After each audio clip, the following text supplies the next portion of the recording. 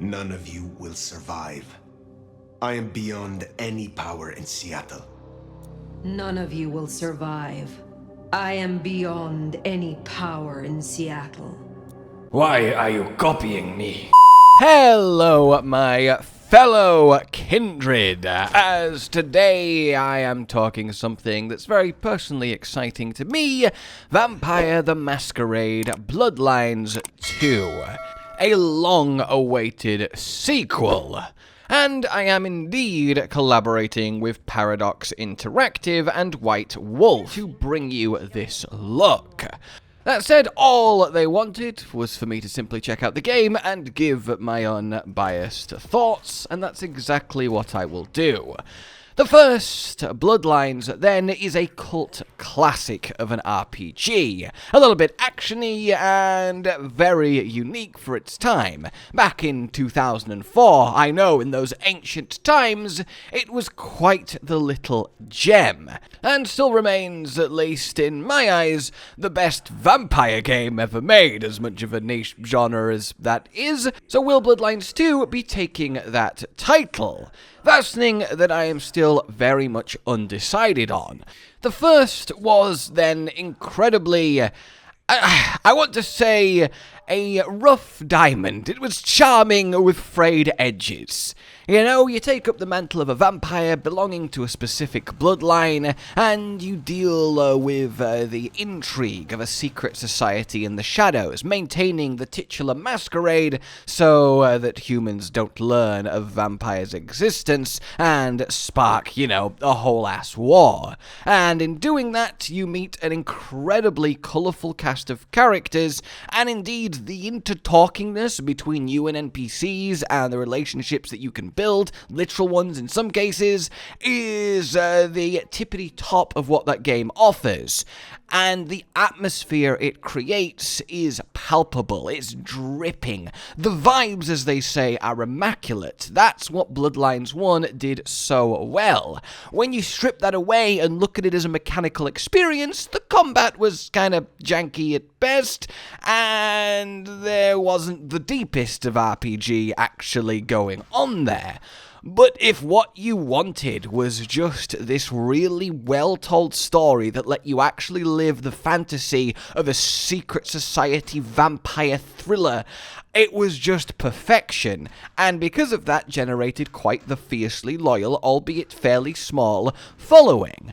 And then it went into torpor for 20 years until now, where it has finally awoken and it is thirsty for new victims. Victims in this case mean players, with Bloodlines 2 actually giving it a much long requested second go in the sun. Or, I guess, in the moon. It would evaporate if it went into the sun.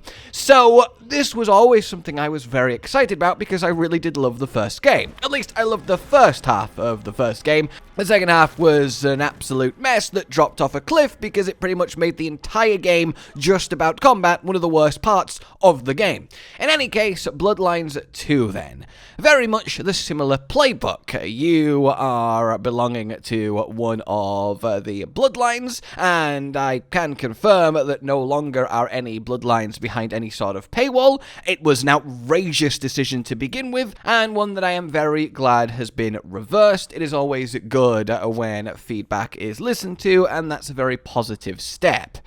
And now you are in Seattle as a vampire elder, i.e. a vampire that's lived for hundreds and hundreds of years, and is thus quite well respected by every other kindred, aka vampire, around them. You wake up mysteriously missing a lot of memory, and indeed you've been in torpor, i.e. deep vampire sleep, for 100 years. And in that time, we've entered the modern era, so everything is very, very new to you. You have a mysterious mark on you, you have no idea who's put it there, you're a lot weaker than you should be for a vampire of your age and previous strength, and thus the mystery begins. But if that wasn't enough, you have a detective in your head. The back of my hand, and... well, that is not my hand. Who speaks? So you can hear me. Huh. Well, good evening. I say again, who are you? Hand on heart, if I had either of those, I'm still aslumber. Give me a moment. Yes, another vampire that is sharing your thoughts, what you can see, your memories, and he also has no idea what the fuck is going on. And you end up embarking then on this detective-esque adventure with that Vampire Bloodlines theme coated over it. And I will say immediately, the actual story, the dialogue, the voice acting, the intrigue of it all, the Vampire Society shenanigans, everything that was the best part of Bloodlines 1 is the best part of Bloodlines 2. There are times when you're checking out a game that it can feel a little bit clock-watchy. Like, alright, I want to get like, a couple hours in, give it a fair shot, but I'm just not feeling it. Whereas this, time just kind of melted by. I sat down to just play for the first hour or so and dip my toe in the water, get things started, and then before I knew it, I blinked and I was 4 hours in and had to stop to, sleep. And I think that actually says quite a lot, because the biggest driving force for me so far in Bloodlines 2 is I want to know what happens next. I want to uncover the mystery of what's going on. And it actually maintaining that lovely vampire society. You've got your sires and your childs, your vampire princes.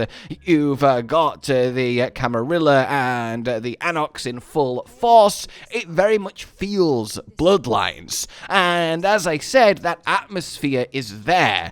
As I also said, the vibes remain immaculate. The city is grim and dark, and moving around the place while maintaining the masquerade is satisfying, and that's the thing to really talk about, the masquerade.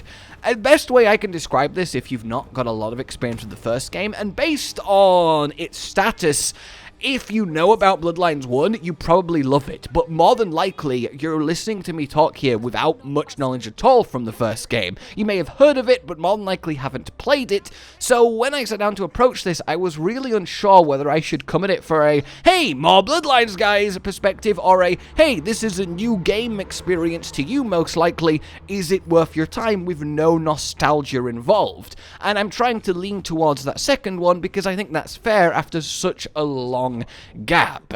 In any case, the masquerade is simply, if you do vampire-y stuff around humans, they're going to get a little bit freaked out. And if they get freaked out enough, they're going to, well, call it in. They're recording everything. It's the modern age, internet, instantly. Vampires don't want to be exposed because ultimately there's a lot more humans than vampires, despite vampires being a lot more powerful. So, of course, the ruling society of vampires want to keep vampires hidden. So if you break the masquerade, reveal vampirismness to humans, they will very swiftly, quickly hunt you down and kill you.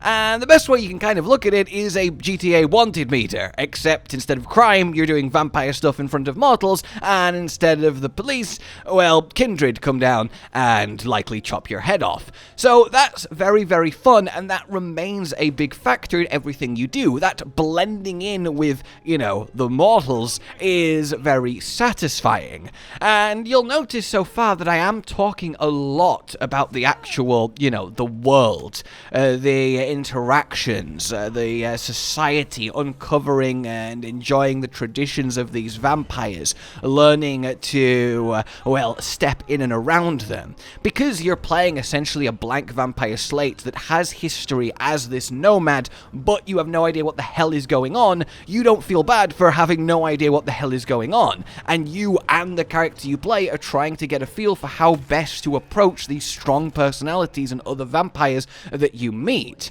Through the dialogue options and the conversations, your choices do affect things, and you have to navigate your conversations really effectively. A lot can go wrong or right depending on what you do, and I really, really enjoy stuff like that. You get get a real feel for an NPC's personality, and you have to sit there and think what they want to hear, what you should say to them. A very solid RPG staple, but it is done very well in the first game, and it's done very well again here. So when it comes to the actual story, the world, the vampire-ness of it all, and how you interact in a dialogue, and everything related to that way, yeah, this is a lot of fun. And if being immersed in that secret, brutal vampire world, political intrigue, society-ness, with a really solid story and a proper interactive, meaningful dialogue system to go with it, you're going to have a really, really great time here. But then we get to kind of what I'm going to air quotes, the rest. And harken back to what I said when it comes to Bloodlines 1, where the combat wasn't exactly its strongest suit, and the second half of the game was kind of awful because it essentially was only combat. Now, Bloodlines 2 here is not like that. Nothing in this game, honestly, is bad by any stretch of the imagination. I think if I was to compare this to Bloodlines 1, the combat is a bajillion times better, though you would expect that from a 20-year gap, and one thing that is particularly good and particularly fun is the movement. Being able to so freely and smoothly and quickly climb, glide, jump as you vampire around the place is actually really satisfying, and it feels good. It's so easy to tell when a movement system has that little clunk to it that just doesn't quite clip. But this is really smooth. You've got a super vampire sprint that you can't do in front of humans, but is ridiculously quick, so working out when and where you can do that between pockets of vision is really, really nice. So in terms of just pure movement system, yeah, I'm absolutely a big fan. It's nothing ultra complex, but it's really solid and flows well and gets you around the city in a way that you want it to. But when it comes to the actual combat, I would give it the word serviceable, I think, is the best way to put it. At least if you have no experience with this game series, serviceable is the right word. Again, compared to the first, it's so much better. The thing is, you have vampiric abilities then, depending on the bloodline that you choose, and there is a good amount of bloodlines to choose from. 6 in total, ranging from focusing on pure stealth and assassination and staying hidden, from focusing on getting what you want with charisma and mind tricks and that kind of vampire glamour, to full-on blood mage, blood magic, exploding people like blood bags, to straight-up shadow magic, to being incredibly hard to kill, tankier, kind of brawling strength-based, enhancing your super vampire strength berserker. There really is a lot of variety amongst the bloodlines. Some of them are much easier to play than others. Of course, I unknowingly chose the what the devs consider the most brutal one to an initial learning curve, but I'm having a lot of fun with it. It's shadow magic, making shadows hold people down, teleporting to someone's shadow so you can drain them dry or do a quick takedown kill. It makes for actually really engaging combat when it comes to the mechanical application of your abilities.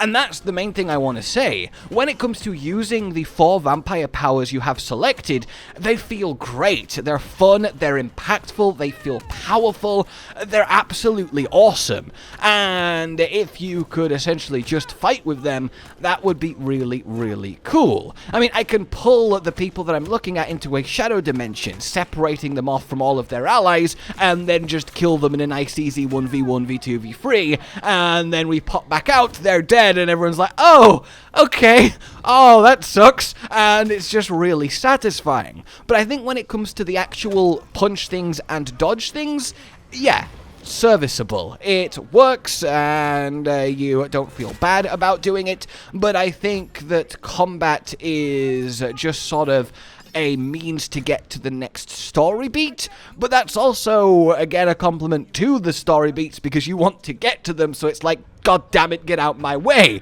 And I think there is something actually quite positive in that. But that's just route one solution to combat. The run-up, start punching, dodge attacks until they're on low health. And once you do render an enemy to no health, you can either just quickly kill them, or you can drink their blood. Drinking their blood is a heal. It leaves you vulnerable, because obviously you can just get stabbed in the back while you're doing it, which is actually why I chose the clan that I chose, because eventually they become untargetable while drinking blood, and I think that's just a huge advantage to have, and something I honestly kind of recommend. In any case, though, you have that going on, and draining blood is what restores your ability to use your vampire powers. So you want to kind of manage the flow of combat to have a supply of victims to drain as you cycle through your powers. And actually, you know, the more I say that, in terms of the high-level overview, the tactical way of going round a given combat encounter and dealing with the enemies is really satisfying. You will get overwhelmed and destroyed if you just try and brute force it. Unless you're playing a bloodline that likes to do that, then you're going to have a much better chance, but in general you are encouraged to creatively use the battlefield and your powers. And to that end, stealth is a big viable way to do it. You have your vampire senses, which help you follow blood trails, they light up objects of interest, they let you find bits of your own blood to return max health to you around the place tied to your mysterious mark, and generally it's a nice kind of Witcher senses-esque system that works very well. And you can also see people's heartbeats through walls because of that, and you can very much nicely sneak around and just slowly drop every enemy as you distract them by using your telekinesis, which of course you have, to throw objects around. You can even telekinesis up guns that the enemy drops and fire them telekinetically for extra damage, which is very, very fun. And then choosing a bloodline that works into stealth can be a really satisfying experience. And that's essentially kind of where it boils down to me. Every part of the combat is a lot of fun, tactical and interesting, except the literal punching and dodging part, which just feels fine, so take that what you will. So then we get to the bloodlines proper. You get your initial set of powers that you'll unlock as you get experience from quests and combats, but you can learn every blood power in the game, but the ones you can learn are, well, decided by your starting choice, i.e. a given bloodline will have more of an affinity for an adjacent similar one. Like if you choose a bloodline that does blood magic, then you can learn the abilities of another bloodline that also does blood magic, because that makes sense. That's something that you would have an affinity for, and you can find other kindred around the place that will teach you their bloodline's powers. And the currency to buy other bloodline's powers is certain types of blood that you can find around the city and drain from random humans that have them. But the thing is, you have to make sure that you don't, just get seen drinking blood by everyone else and break the masquerade. So you can use various vampiric powers, like making them run away from you into an ally, or charming them, etc., to get them alone and enjoy your drink. So that all works well. And then we do have moments where you will play not as the nomad, but as the detective in your head via memories. I don't want to go too much into spoilers of the actual story, because again, that's just the best part, the atmosphere and the story. But these are really fun little missions that actually require you to use your noggin. All of his vampire powers are, well, the ones that a detective would have, is the easiest way to say it, for getting people to confess, to give you information, for finding clues. Well, she was dead. The missing head gave it away. Fabian, my boy, what do you make of her? Well, she is definitely dead.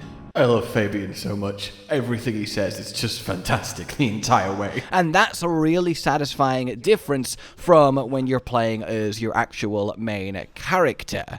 And figuring out what's going on is really, really compelling because of that, as are all the characters you meet, as I've said, around the city. I do think there is just a little bit less grittiness than the first game liked. There was a lot of rawness to the world and a lot of the characters characters. It was a lot more explicit. Let's say there was a lot more of what you might imagine vampiric depravity going on, and I've yet to see as much of that as I was expecting for a sequel. I think the best way I can say it is maybe a couple things are a little bit too clean, which is normally an interesting thing to say, but for a game about, you know, secret vampire societies, I think you kind of get what I'm going for here. Though there are some really brutal moments too, but all in all, I think the biggest barometer, really, of a game is, are you having fun while playing it? And while I know that I loved the first game, it has been 20 years.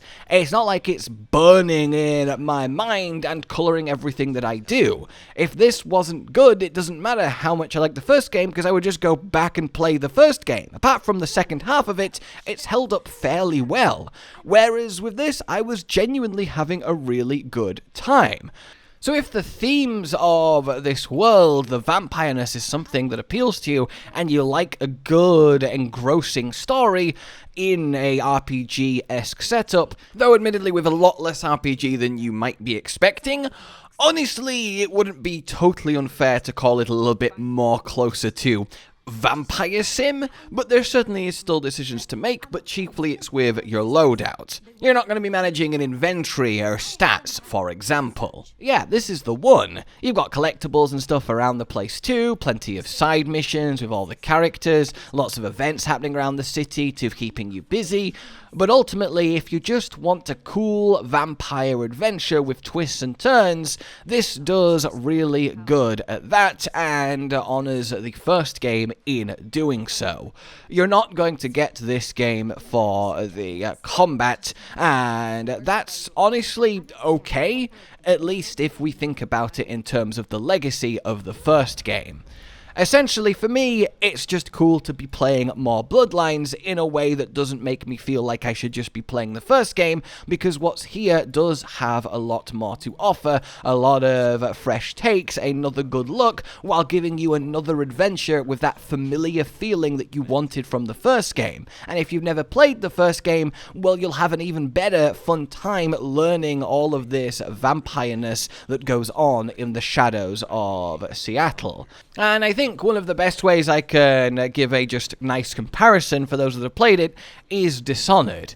It does feel a lot like Vampire Dishonored, with, of course, more of that original Bloodlines flavor, but that's not a bad thing, because I absolutely fucking loved Dishonored, and as I say this now out loud and think about it more, yeah, that actually, you know, combat really does kind of feel like Dishonored.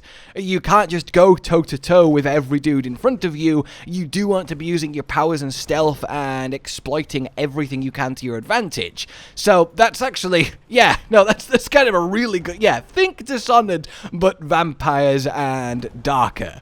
I think that will do you well, and more of a focus on story, dialogue choices, that RPG-ness. And ultimately, the word I want to give this whole experience that I've had so far in the first 5-6 hours or so, just solid. It really is solid. As a Bloodlines fan, it's solid. As if I pretend to be someone that's never played the original, it's still solid, because you would have and get that, ooh, this has got some fun ideas of all this Vampire Society stuff. Yeah, alright, I'm up for this. And that's really, really important. So let me know what you think if you are going to jump in. It, of course, releases on the 21st of October. And, well, I hope if you do choose to jump in, you have just the best bloody time in doing so.